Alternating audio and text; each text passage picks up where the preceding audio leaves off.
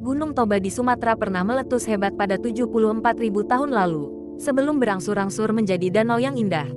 Letusan vulkanik super itu menyisakan jejak sampai pada peninggalan purbakala di tanduk Afrika, Somalia, Djibouti, dan Ethiopia hari ini. Berdasarkan penelitian yang dilakukan lebih dari 60 peneliti, letusan vulkanik super Gunung Toba mendorong adaptasi manusia karena perubahan lingkungan.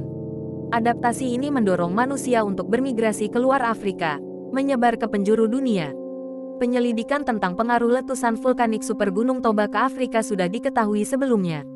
Dampaknya bahkan sampai ke Pinnacle Point di Afrika Selatan, sekitar 350 km dari Cape Town. Letusan Toba mungkin telah mengubah lingkungan di Afrika, namun masyarakat beradaptasi dan bertahan dari perubahan lingkungan yang disebabkan oleh letusan tersebut, ujar Curtis Marean, peneliti dari Institute of Human Origins, School of Human Evolution and Social Change, Arizona State University, dikutip dari Recalert. Marean merupakan salah satu peneliti dari temuan terbaru ini. Hasilnya mengubah dugaan sebelumnya tentang proses migrasi manusia keluar Afrika. Sebelumnya, para ilmuwan sempat memperkirakan penyebaran manusia kurang dari 100.000 tahun yang lalu terjadi pada koridor hijau, yang terbentuk dari periode lembab di Afrika. Menyusuri koridor hijau, ini membantu manusia mendapatkan makanan berlimpah dan bergeser keluar Afrika. Penelitian terbaru ini justru mengungkapkan bahwa migrasi manusia keluar dari Afrika terjadi pada selama periode kering di sepanjang jalur besar biru dari sungai musiman. Periode kering ini disebabkan perubahan iklim dari dampak letusan super Gunung Toba. Para peneliti menemukan berbagai peralatan memasak, bekas makanan, perkakas batu yang mewakili bukti tertua, dan sisa-sisa praktik memanah. Berdasarkan analisis penanggalan arkeologi, sisa-sisa ini berusia sama. Adapun batu-batu kecil yang diduga adalah mata berusia sekitar 74.000 tahun. Temuan ini mungkin menjadi bukti tertua kebiasaan manusia belajar memanah, terang para peneliti. Hasil temuan ini dipublikasikan di jurnal Nature pada tanggal 20 Maret tahun 2023. Makalah tersebut bertajuk, Adaptive Foraging Behavior in the Horn of Africa During Toba Super Eruption. Penelitian ini dipimpin oleh John Kappelman, antropolog dari The University of Texas. Dampak iklim dari letusan super Gunung Toba menyebabkan musim kemarau yang panjang di Afrika. Manusia prasejarah yang tinggal di sekitar tempat mereka teliti sangat bergantung pada ikan air tawar. Kemarau panjang ini mendorong manusia untuk mencari sumber daya, berpindah keluar jauh dari tempat asalnya demi mendapatkan makanan. Sungai ini terungkap setelah tim menyelidiki Sinfa Matema 1, situs arkeologi di dataran rendah barat Luat Ethiopia.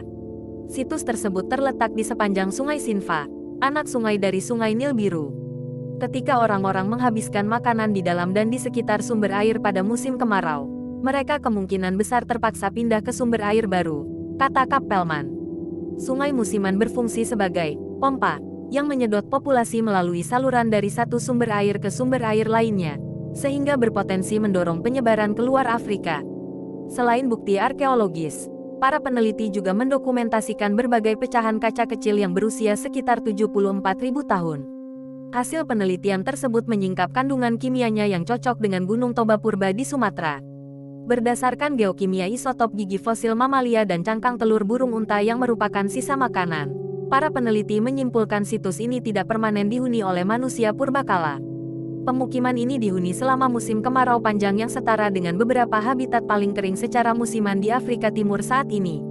Adapun temuan lain dari sisa-sisa makanan ini menunjukkan, aliran sungai terhenti selama musim kemarau.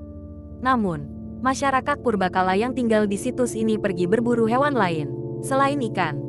Kemungkinan hewan-hewan tangkapan ini berkumpul di tempat sumber air yang tersisa untuk diminum.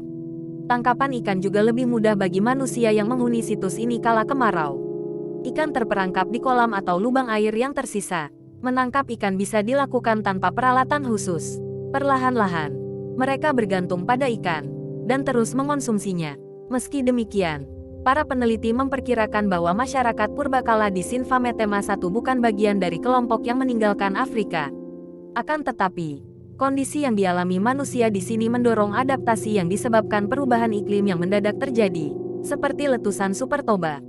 Hal ini mendorong kelompok manusia lainnya di Afrika pada zaman batu pertengahan di Afrika bermigrasi dan berkembang ke seluruh dunia.